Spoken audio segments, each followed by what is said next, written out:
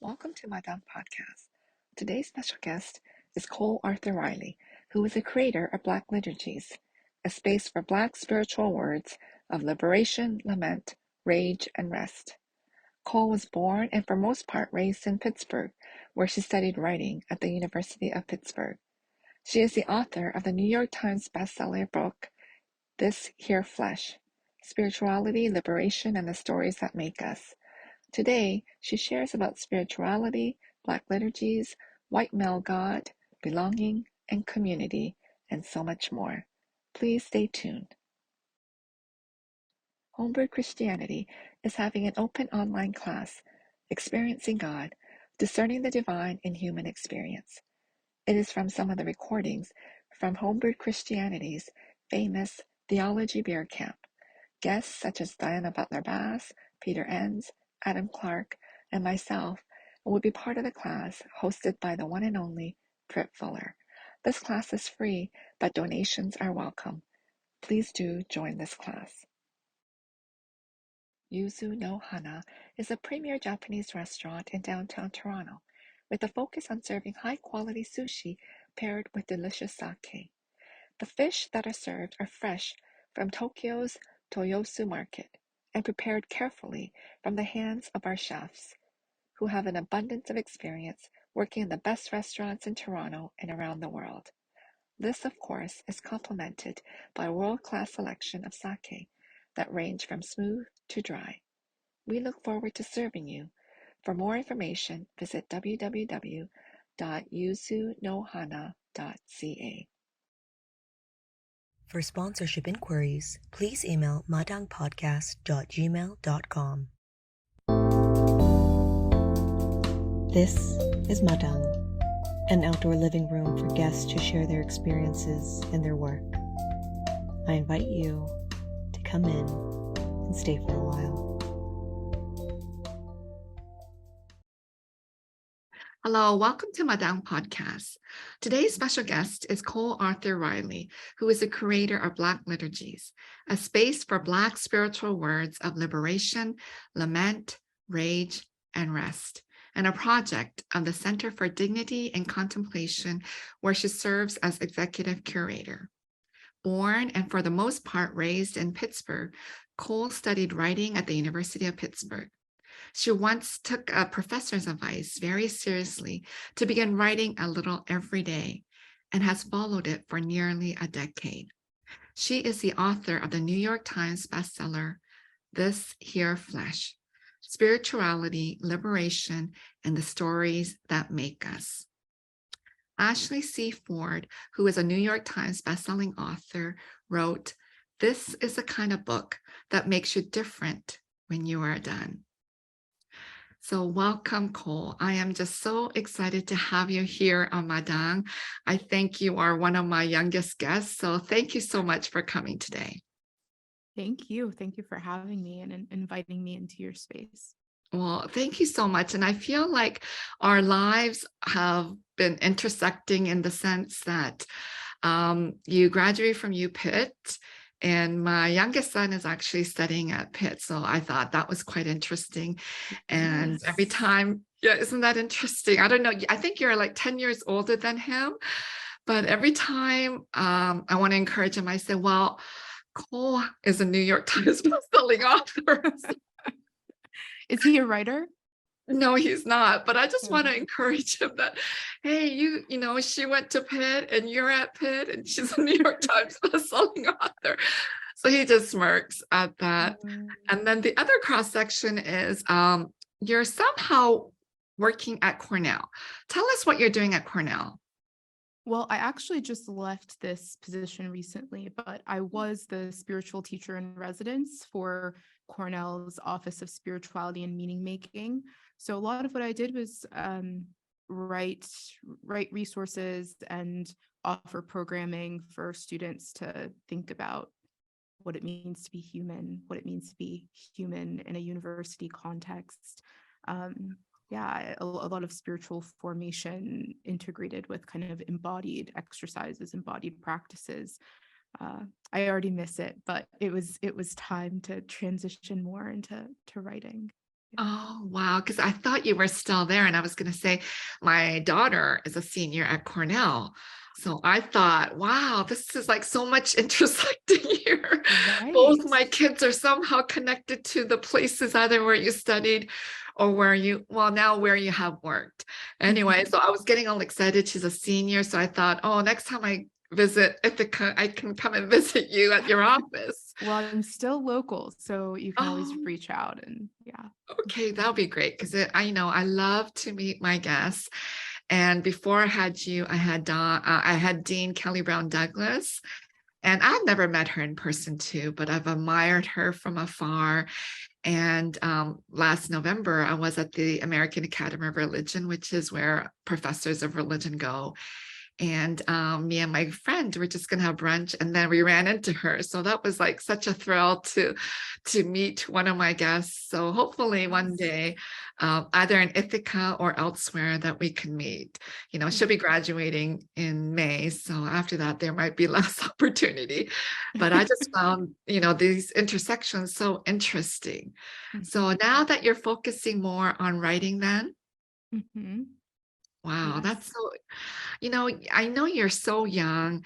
And, so actually, before we get into the book, because I just love your book so much, tell us how you kind of started the Black liturgies and who is it for? And like, I didn't know who you were, but it just kept coming at me in different ways.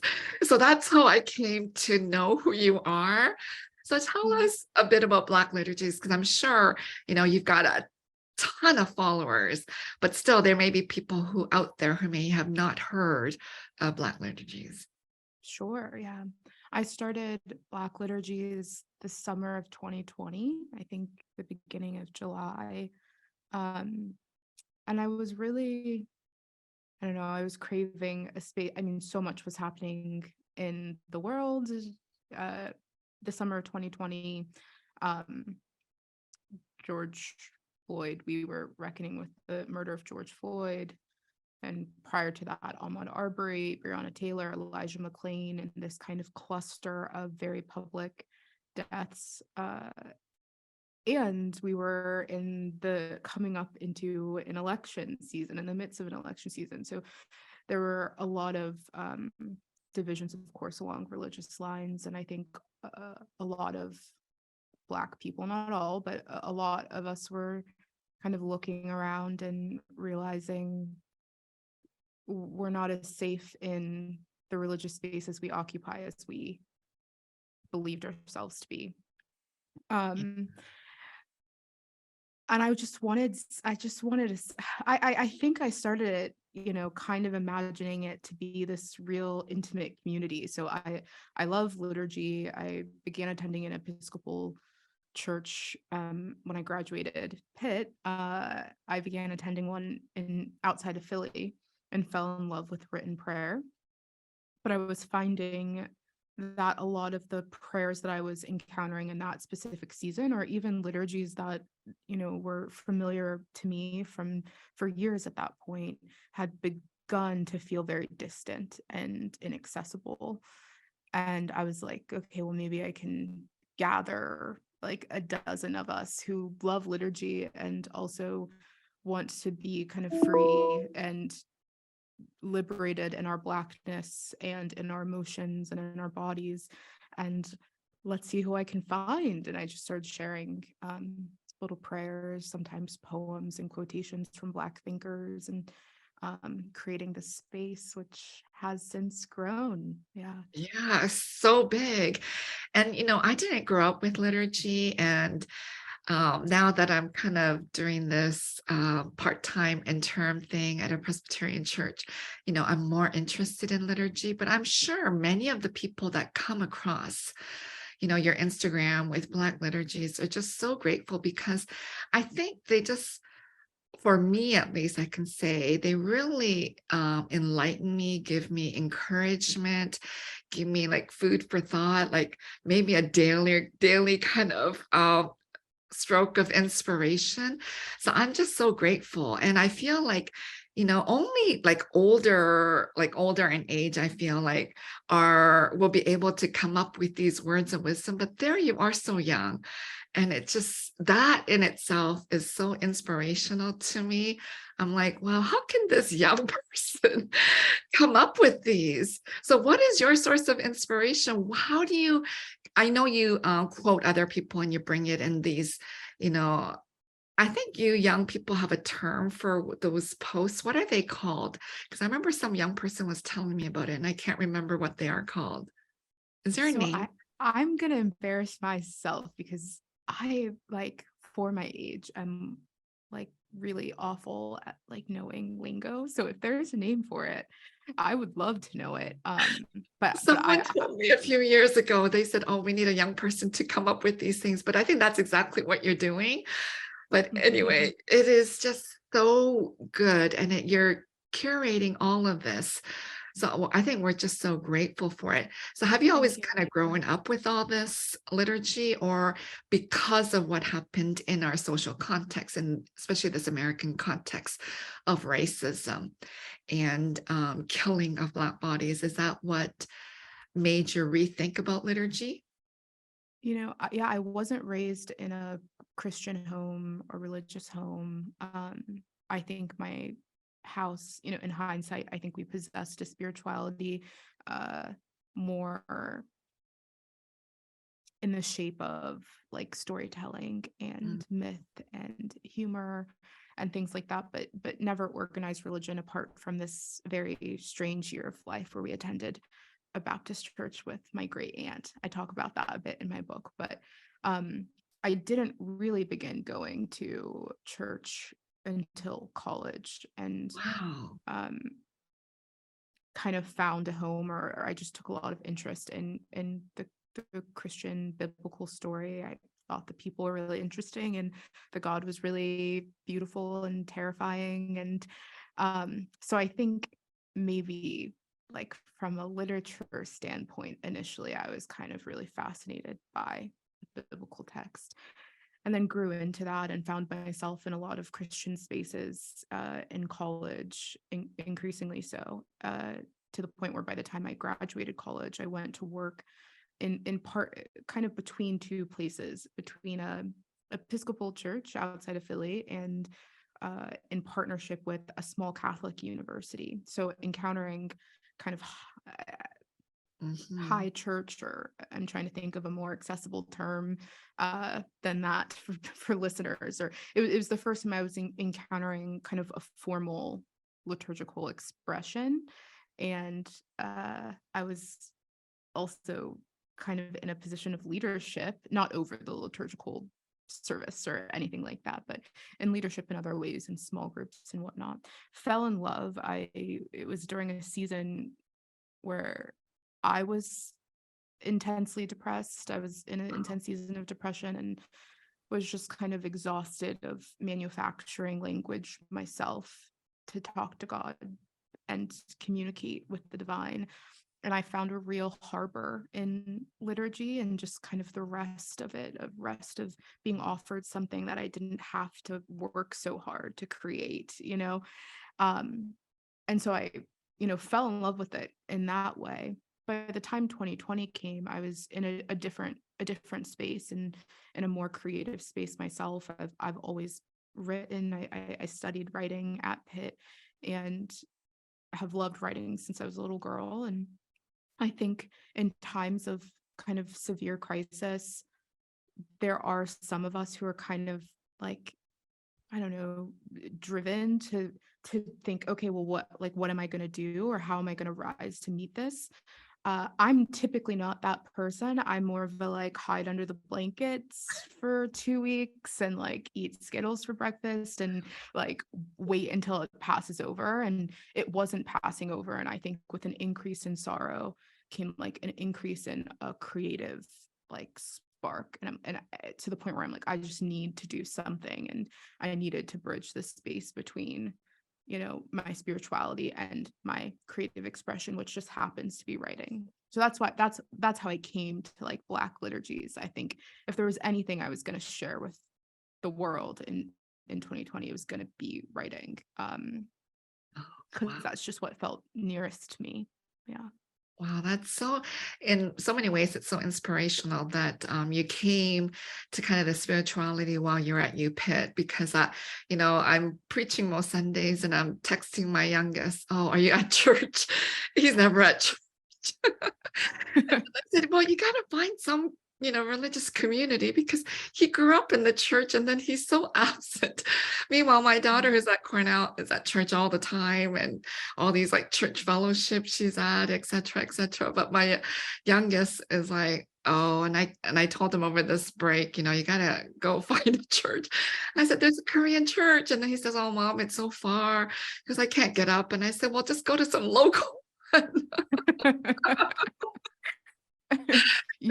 I had the Uh-huh. exact opposite experience where I told my parents, I Uh-huh. think I might be a Christian. I might start going to church. People tell me that's what they do.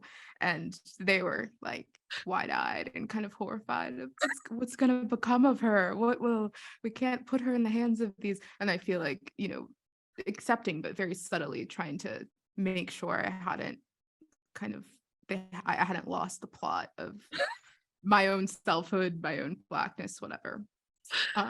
They're a lot less concerned about that now. But I think for me, coming into it in college, maybe just that sense of agency and that sense of curiosity.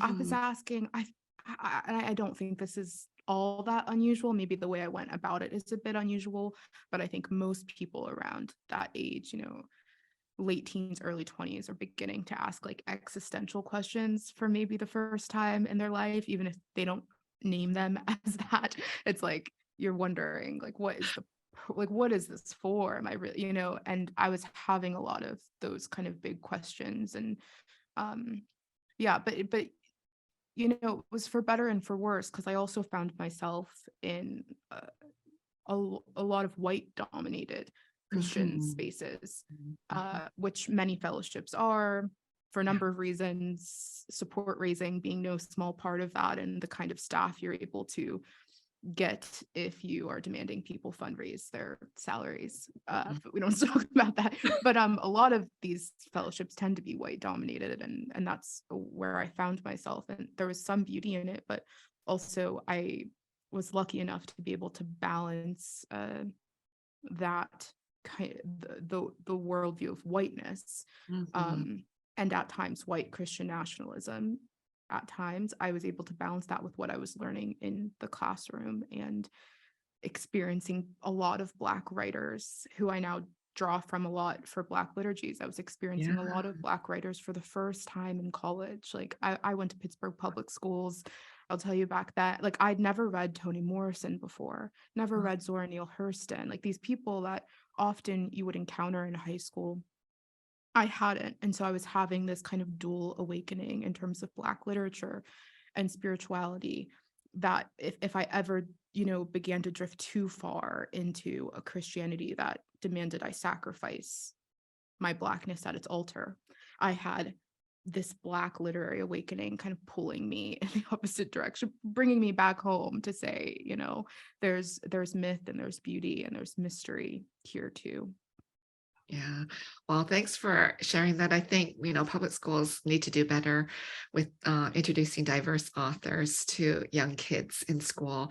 And you went to public school in Pittsburgh. My kids went to public school here in PA, in Bethlehem. So, it's the same school system. So I think the schools really need to do better. So thank you for sharing that. So, I find that Black liturgies, and I did hear you say that you first started it anonymously. Is that true? Yeah, 100%. I was like, I'm taking this secret to the bank. And I think I needed to do that initially. Mhm. Like, I don't know if I could have trusted myself to say what I most needed to say if I had just began as Cole Arthur Riley. Um, Mm. and I think slowly, the more I talked about the body, actually, the more I began to feel this kind of like something gnawing at me, thinking like, you know, you've effectively divorced your entire body from this space, and what would it mean to kind of bring your face now and again? I still do it very rarely, but just for people to know that there's a real body, a real person behind the words. And I had begun to have friends who were, I had two friends actually who were beginning to text me and are like, I know it's you. Like, I just know that you're the Black liturgist. And I'm like, what? How do they know? I just couldn't lie, overtly. So I was like, it's time, Cole. Yeah. Well, I'm glad you did, because in so many ways, we can turn to your fabulous book, This Here Flesh. Before I get to that question, it's so interesting because, I've written some books, and, when it comes to the cover, sometimes we have a say, sometimes we don't, but this is one cover that no one will ever forget. I'm just like, this is such a unique, it's a beautiful cover. And I've seen your picture. It was somewhere on Instagram or somewhere where you went to New York and on that billboard. I'm thinking, wow, for such a young writer, you have accomplished so much. You are a New York Times bestselling author. You have a picture of yourself with the billboard. I'm like, those are things that I only dream about, which you have accomplished at such a young age. So congratulations on so many levels. But I think this cover is just so interesting. I know the title came from, I think you said Toni Morrison, right? Yes. Did you want to say more about that and how you chose this art? Sure. Yeah, so the title, it comes from a scene in Beloved, or more so a place, a location, the clearing, which has been written a lot about, but it's this kind of space where, if you haven't read Beloved, the matriarch's name is Baby Suggs, and she is kind of gathering everyone in the clearing for these spiritual experiences and for her to eventually preach. And the people are kind of waiting on the perimeter of the clearing and the trees. And, she says in different orders, it's been a while since I read it, but like, let the children come, let your mothers see you dance, and the children dance. And she says, woman, let the woman come, let your husband see you. Actually, it's the men next. Yeah, men, let your wives hear you laugh. And the men laugh. And last she says, woman, cry, for the living and the dead just cry. And the woman let loose this kind of sound of lament, and they all get kind of tangled up in each other, and are until the men are crying and the children are laughing and the women are dancing, and then they collapse into the grass. So this beautiful embodied expression, right? This beautiful embodied preface of spirituality, theater of spirituality. They collapse in the grass, and then she gives her message, her gospel, which is, in this here place we flesh that weeps, laughs, flesh that dances on bare feet in grass, love it. And she goes on in this beautiful monologue about loving the physical as a form of, she doesn't use the language of salvation, but I would call it that.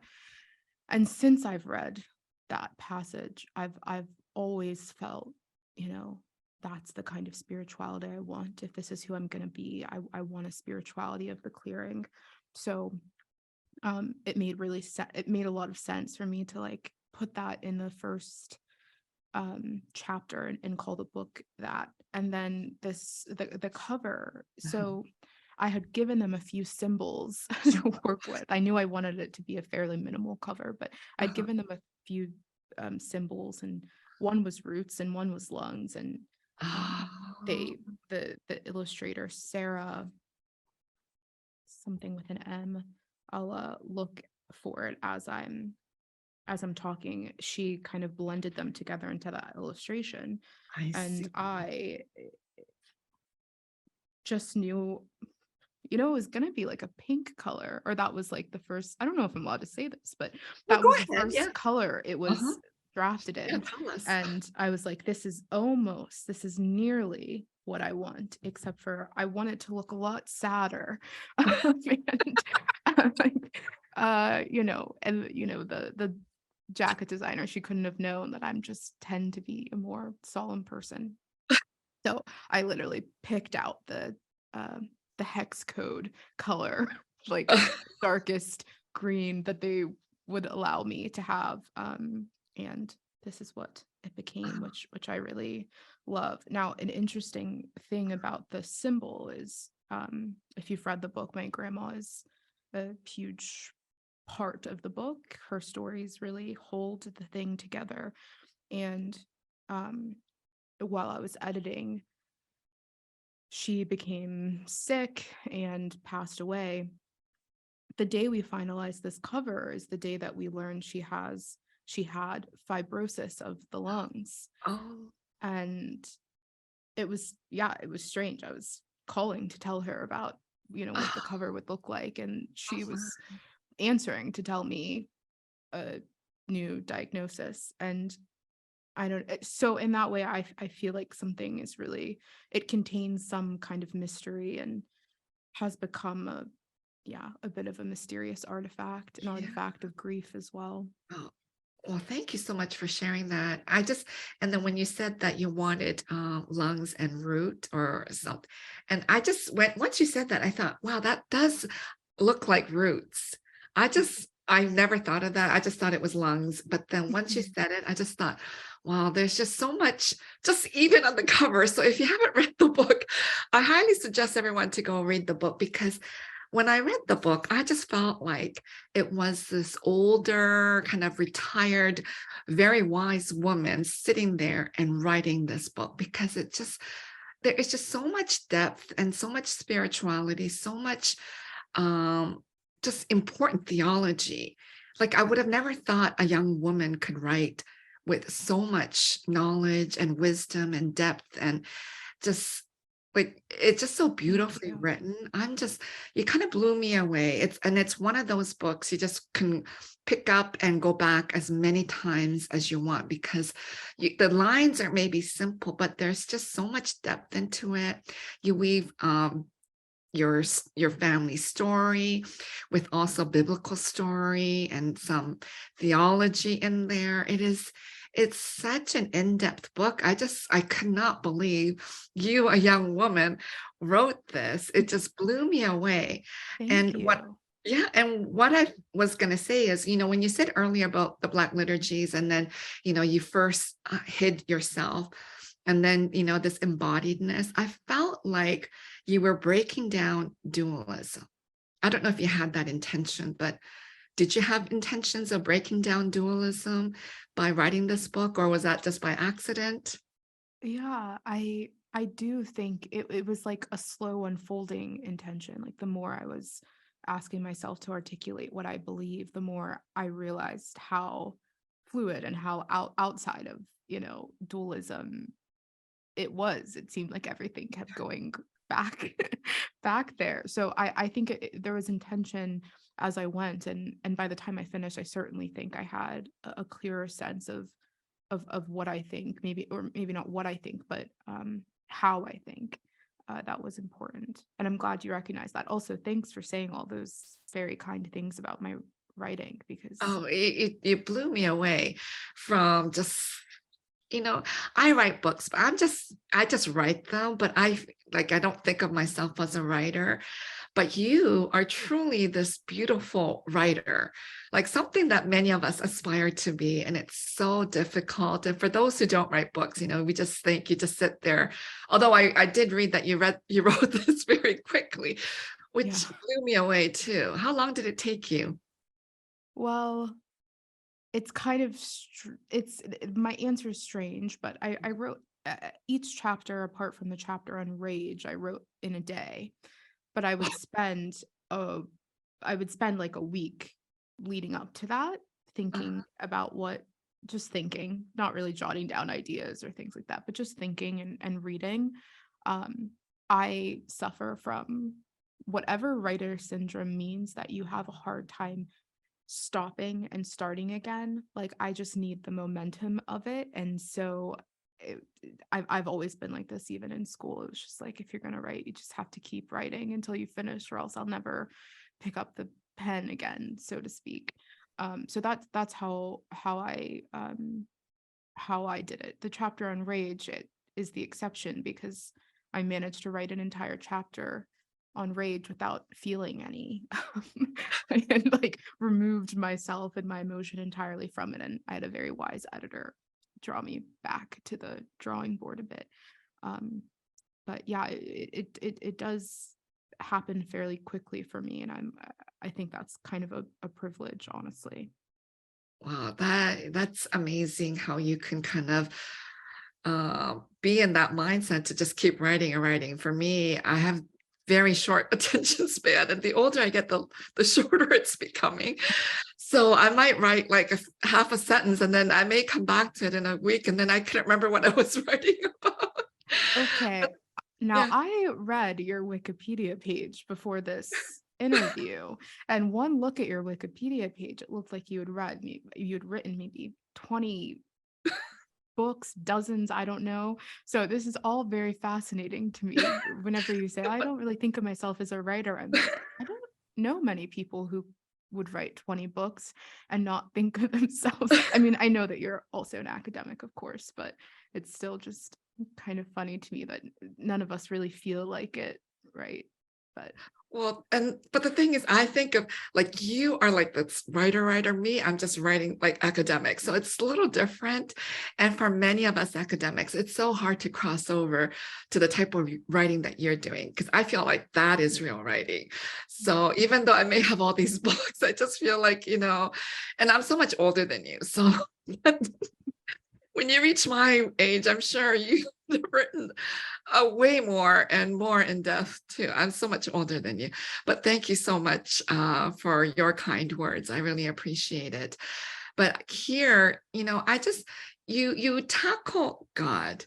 So going back to dualism, I just love your answer about dualism, because in my theological teaching, I always, and in my writing, I'm trying to break down dualism, because I find it so in one sense, it was so bad because that's the root of Christianity, and it made us really hate our bodies, anything physical, because of this dualistic way of viewing. And so I'm glad that when you were doing the Black liturgies, this embodied sense that you were able to put a face, and it is part of who you are. I think that's so beautiful, and it teaches us so much of how we kind of have to move away from this dualism, because we know, especially young people, when it comes to their bodies and what they do to their bodies, and it's not just about body, but everything else. We have separated mind. I mean, a body from spirit, which is so problematic. But I feel like you're just doing this unpacking so beautifully. So I don't know if you want to say more about that. yeah, Um, I mean, I agree with you entirely. And I think that most, if not all, oppressive systems that I know about, that I've experienced over time, have a lot to gain from us being divorced from our bodies, have everything to gain from us being divorced from our bodies. And I've said this in the past, but it's kind of something I've begun to say to myself, of like, Cole, if you're not in your body, someone else is. Something else is, if you're not there, if you're not at the helm, something else will take the helm. And often that looks like kind of the most oppressive forms of capitalism and white supremacy and Christianity, frankly, that one can kind of conceptualize. And that's because the more separate I am from my body, from my physical self, my physical surroundings, the more numb I am, the more I become accustomed to like life in chains, not to be dramatic, but yeah, a life in chains. You get it can become a very familiar feeling if you're unfamiliar with any kind of freedom and movement and liberation and connectedness to your physical self. And I say that as someone who like doesn't at all always abide from that. Like it's a daily struggle of oh yeah. integration. And Uh-huh. yeah, but it's difficult. And I think ironically, bringing my physical self into Black liturgies, I was worried that this attachment to me would kind of I don't know how to explain it, like create a chasm between people who don't relate to me as a person, who don't relate to my body, um, my gender, my whatever.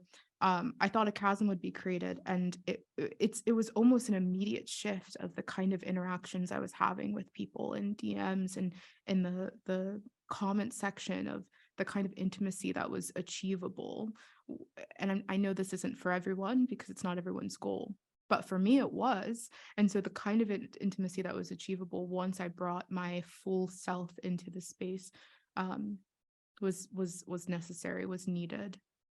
I still need to remind myself about that on days where I'm like, oh, I wish no one knew what I looked like. And, I never had to show I probably should show my face on the page more often, but yeah, I'm learning.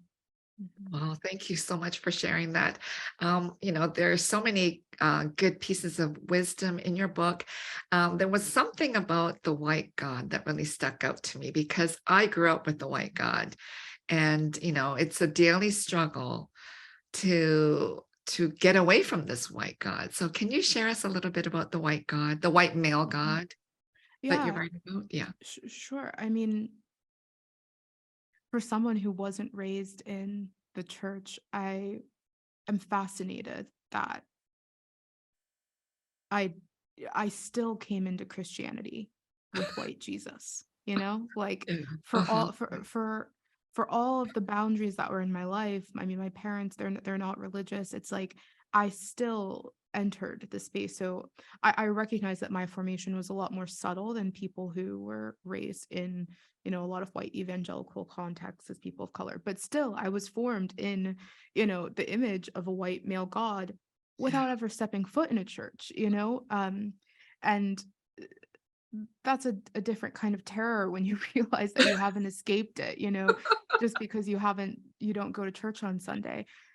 And it was through college, really, and in reflection about that particular time in my life. I mean, I even out of college, I was working, I told you, at this small Catholic university. I was finding uh, my journey with Christianity to be very entrenched in academic spaces, which are overwhelmingly white and white dominated. And so my spirituality looked a lot like exhaustion, looked a lot like expending myself and, dying to self, our favorite things to say, die to self, what will you give, kind of thing. And so many of us learn that in college Christianity. Okay, so many of us. I mean, you mentioned your son and his aversion to church. Part of me is like, He's going to be editing my if podcast. you're listening to this, save yourself. Because a lot of those spaces, you're gonna delete this part before he No, edits. no, But no, no. so many of those spaces demand that young people sacrifice their bodies so Mhm. that they can continue, so that they can go on. Mhm. There's this real desperation and this real, frankly, degradation um of the body, and how can we use you. And you hear that in our language about God, especially white male God. How is God going to use you? How I can't count how many times I heard that. And it was on a trip to India, actually, where it was the first time someone had led me to ask myself, what if God doesn't always want to use you? What if sometimes God just wants to be with you? And it was revolutionary because I'd only learned about my relationship to God in this very utilitarian capitalist context of I'm a product, I'm a tool, I'm something to be used. And you know I've had to unwind that. I think Christina Cleveland, who is a scholar and theologian that uh, has much more wisdom on me. She recently wrote a book. It came out around the same time as This Year Flesh, called God is a Black Woman. She's a chapter, I think, called White Male God. or some, I mean, actually her chapters titles are more clever than that, but she has a whole, I mean, the whole book is about that, unwinding these different ways that white male God presents. It's not just through utility, right? It's through a lack of emotion, it's hyper intellectualism, it's a number of things. But I found my response has become not to completely dismiss those things, but to find a way to integrate a more like a fuller story into them. So people hear me criticize the hyper intellectualism that's in a lot of white Christian spaces that I belong to, and they mistake me for being anti-intellectual. Well, that's just simply not the truth. It's how do I integrate a kind of intellectualism that makes sense for the Black body, for Black stories and Black memory into that, instead of using intellectualism as this hierarchy that makes people think that they're better or closer to God than others. It's a long answer, but Thank you yeah, for it's sharing a that. Yeah. journey. And I actually, Christina Cleveland was a guest of mine too on Madang, and I just thought your two books, her, was it, what is her book called? God is a God, Black woman. Black Woman, and your book, just go hand in hand. She's a hilarious writer. I just, Oh my when she was gosh. thinking about being arrested and all that, it's so imprinted in good. my head. And she was sharing with me on Madang too. So and I can't remember I think she might have used Father White God or something like that. I know she has a very clever way of talking about the white male God.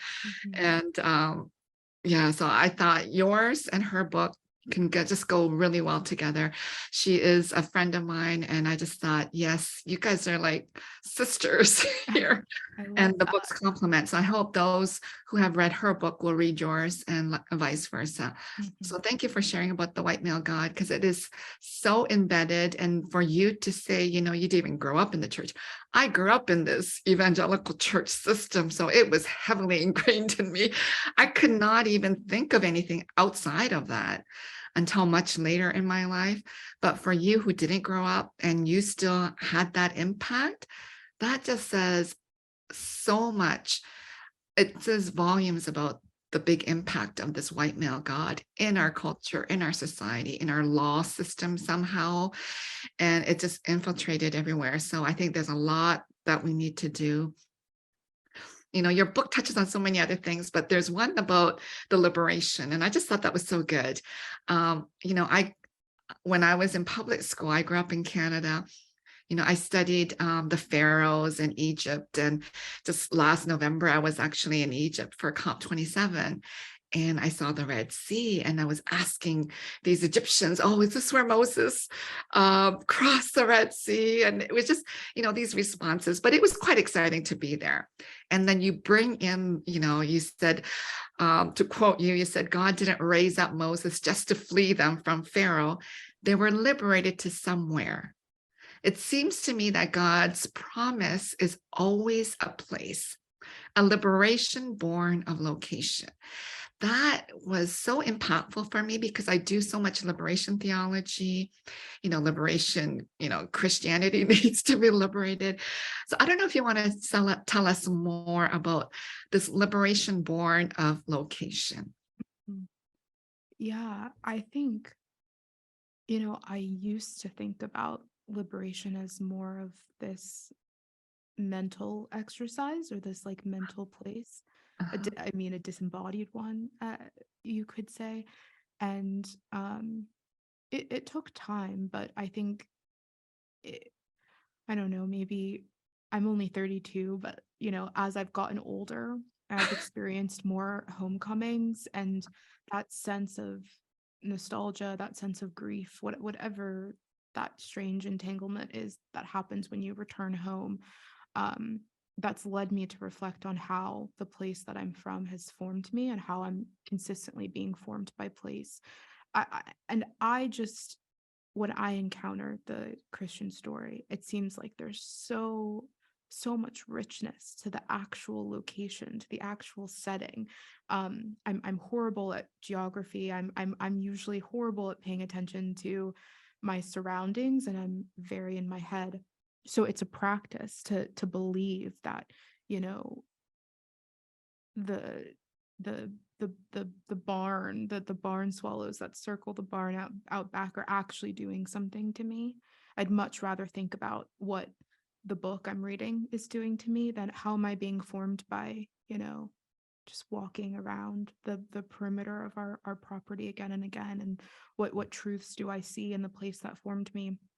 So it's a formation that's not always liberation, but it can be a formation of terror.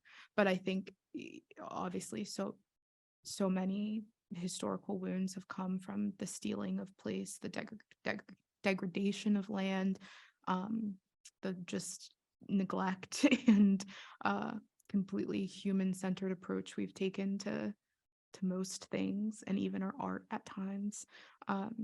And so, to undo that, I've had to practice a lot of attention. I've not learned this from myself, but from other people, really. If you ever just meet someone who has a really profound sense of place, a profound awareness of beauty and of terror and of pain and of, a house that's falling and then a house that's being built. If you meet people like that, it changes how you yourself see the world. Yeah. Wow. I could say more, but I don't want to rant, but yeah. No, you can say more. Please do. Well, I just want to say, like, I think so much pain happens from this alienation from one sense of place. I have experienced that on some level, of course, throughout ancestry and my ancestors whose sense of home was taken. I don't know if I could have written about liberation. I don't know if I can conceptualize liberation without some kind of restoration of what's been taken. Or if for those of us who it hasn't been taken, a lot of us have had to leave, have been forced to leave, and maybe that's a form of theft in its own, but or a question of semantics. But if one has to leave for some reason, or if one feels like they don't quite belong in where they are, or what people would call home, there's this real sense of I'm trying to use a different word apart from homelessness, because I don't think that's a kind way to phrase this, but yeah, there's this real wandering that I think happens in our physical world that mirrors our interior wandering and our interior sense of dislocation. And so if I'm going to heal that interior wandering, that interior sense of, a lack of belonging, a lack of fitting, I'm going to need to heal the very real physical conditions of my homelessness, for lack of a better word. Yeah. Well, in the book, you use the space, the term, finding God in the liminal in spaces. I've always used liminal spaces, but you put liminal hyphen in spaces. I don't know if you want to elaborate that, and is that connected to what you were saying earlier? An editor did that. I can't take Oh, credit okay. for that. I'm not sure why they did it, but I think I probably just hit, let it be, because I was so exhausted. Yeah. But I think that's so interesting that you've pinpointed that the liminal in spaces. Yeah. And Well, it I stuck out think, at me. Yeah. yeah, I actually think I think I'll be thinking about that for the rest of today, because there is something beautiful to think that, a lot of times I can mistake myself into thinking about place as the liminal itself, as opposed to there being a liminality within the space that I occupy itself. That's very, I'll have to think more about that. Well, you might have to come back to Madang then to share that. Yes, yeah, Yeah. gladly. And then when you talk about God and, where do we find God? I just found it hilarious that you wrote, it took fancy theologians, and I thought that's like someone like me, and philosophers years to articulate God is in the streets. So I just thought, that's what liberation theologians have told us, especially Latin American liberation theologians, that God is with us in the streets, that God is hungry, and the one that doesn't have clothes. But the way you wrote fancy theologians and philosophers, yours to articulate, that God is in the streets. I don't know if you wanted to say more about that. And Yeah. I just had a huge chuckle when I read it. I'm glad that you chuckle. With that particular section, I was worried about some of my previous bosses. One previous boss in particular, who I admire greatly. He's an academic. He's a historian, and I'm like, oh, he's gonna either think I have despised everything he's taught me, or I've just been like laughing at him this whole time. But no, I think because I was encountering Christianity in these academic spaces, I was sitting in these conferences and in these rooms with a lot of people who were saying a lot of big words to say things that shouldn't have, to me, shouldn't be all that revolutionary, shouldn't be all that. And I think it's because of, my household, we might not have been Christian, but there was a formation in terms of there being a sense of sacred in everything we do, and so when I would go to conferences and people would break down the sacred and the secular, I would think, well, yeah, I've never, I mean, yeah, and I don't like mean to say that like so glibly, but it was, I think, not because of my own set, like was wisdom or sense of understanding. It was because of the elders in my life and the people I had seen who spoke about the divine as not tangential or not so lofty, but more so necessary, and just like the nitty-gritty details of life, like how am I going to pay rent, God's going to help me pay rent. Again, like these are people who aren't necessarily, I don't know if they can necessarily tell you what doctrine they believe. I don't know if my grandmother could have told you necessarily what doctrine she believes about God. I don't know if she could, I don't think she could profess a creed, but she had a sense for some of these big kind of theological talking points in her own daily lived experience and the simplicity of her life, just like walking down a street in the Bronx. She was uncovering the same things that many people are paying a lot of money to study. Yeah.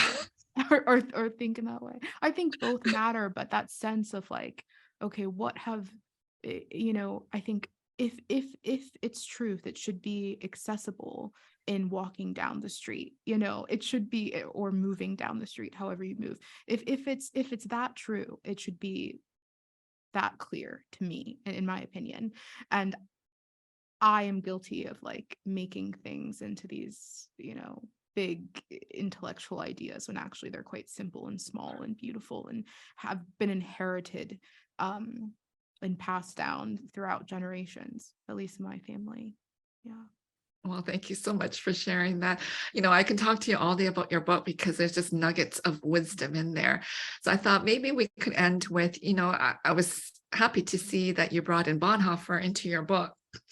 And then you said that, you don't just welcome you and accept you. We need you. We are insufficient without you. Belonging is a gift received and a gift given. I thought those are powerful words because I think, in the Western world that we live in, it's such an individualistic world. The sense of belonging and community is very lacking, and there's great consequences to this. That is not necessarily found in the Eastern world, like in Asia, where community, I write about community a lot because it's so important. But I just thought, when you think of it and you wrote it as a gift, belonging is a gift received and a gift given. I just thought, wow, that is so powerful. I don't know if you wanted to expand on that and say more about what this belongingness means to you. Yeah. I mean, I think the language of it being a gift is really important to those of us who have felt like our presence has been a burden, and any belonging that we've been able to achieve has felt like has felt like someone else is doing us a favor, kind of, by letting us sit at the table. It's I if you read the book, you will get somewhat of a sense of this. I didn't have many friends as a child and had a very difficult time making, forming bonds that, or at least bonds that weren't very brittle. And I think a shift in thinking, and so I'll say because of that, I developed a sense of hyper independence, a kind of, some of my introversion, I think, is very true to me, and some of my solitary life, I think, is kind of an echo of the pain of being excluded, the pain of not belonging. You build up all kinds of defenses and ways to cope with that, especially if you experienced alienation or rejection as a child. And I think it's taken time and effort for me to kind of rethink, okay, can I reframe this as not like someone's kind of bending down to pick me up and help me and say, yes, it's okay, but actually that my inclusion could shift something into greater wholeness. I learned this from a dear friend named Michael Chen, and he's a dear friend. He's a theologian in his own right, and asked me in more ways than one to think about what it means that I how do I explain this? That I think of belonging to a group only as a place of healing and recovering, and never as the source or like the origin of created goodness and the birthing ground for goodness and liberation. Like, it's not just the place where you like patch up your wounds and people tend to you. That's true, and that's so beautiful. But it's also, I think our core access to liberation. People much smarter and wiser than me have said this. Audre Lorde, without community, there's no liberation. She famously says this. Yeah. Because I truly don't think we can sustain ourselves alone as much as we would like. I mean, especially in some white Western conditions, as much as we would like to trick ourselves into believing that we can be sufficient and that we can do it, that we're capable, that we're whatever, there's always a cost. There's always a cost, and self-love is beautiful. Okay, Jamaica Kincaid also says, but that's a cost. No one was meant to exist on self-love alone. No one was meant to, you can't survive on it alone. It's not the right kind of air, you need other things in there. And so it's been a bit of a journey to recognize that need in myself, everything that's resisting me to form bonds because of that old, 6-year-old Cole fearing that rejection. But ultimately, if you think about Black liturgies and what it's done for me, people remark about my age and, what I've accomplished with this book. And it's not to discredit my own talent, but it is to say there's just no way without a community of people like Black liturgies who see the value in my words and are like regularly advocating and going to bat for my words. I see them like and I'm always taken aback. Oh, this is what it means to have people who are fiercely protective of you, and this is with people I don't even know. So I mean, imagine that the fruit of that when there's deeper intimacy there. So yeah. Wow, that is so amazing. I thank you so much, Cole, for coming on Madang and for the gift of your book to the world. It just, you share your vulnerability, your family stories, and your theology in this book. I'm just so grateful for that. Thank you so much for the Black liturgies and how it just reaches out to hundreds and thousands of people all the time. So thank you for that. And I wish you well. Are you writing another book? I am. I just turned in a manuscript recently, actually, for a collection of prayers and poetry and breathing meditation. So yeah, still writing. Yeah. Wow, that is amazing. You're doing everything that I wish I could be doing. So thank you so much for all Thank that you do. you. I am so interested in breathing because I talk about that and I write about that a lot. So I look forward to that new book of yours, and hopefully you may come back to Madang podcast, and I hope to see you maybe in Ithaca one day. I think that would Yes. be great to meet you in person. Thank you so much for spending this time with us. And I just wanted to announce that your book will now be available in paperback in this month, at the end of the month. So thank you and congratulations that it's going on paperback. That will just, widen the readership too. And I hope that people will continue to read your work online and in this book. So thank you so much, Cole. Thank you. Again, thanks for having me. Homebrew Christianity is having an open online class, Experiencing God, Discerning the Divine in Human Experience. It is from some of the recordings from Homebrew Christianity's famous Theology Beer Camp. Guests such as Diana Butler Bass, Peter Enns, Adam Clark, and myself will be part of the class hosted by the one and only Britt Fuller. This class is free, but donations are welcome. Please do join this class. Yuzu no Hana is a premier Japanese restaurant in downtown Toronto with a focus on serving high-quality sushi paired with delicious sake. The fish that are served are fresh from Tokyo's Toyosu Market and prepared carefully from the hands of our chefs, who have an abundance of experience working in the best restaurants in Toronto and around the world. This, of course, is complemented by a world-class selection of sake that range from smooth to dry. We look forward to serving you. For more information, visit www.yuzunohana.ca. For sponsorship inquiries, please email madangpodcast.gmail.com.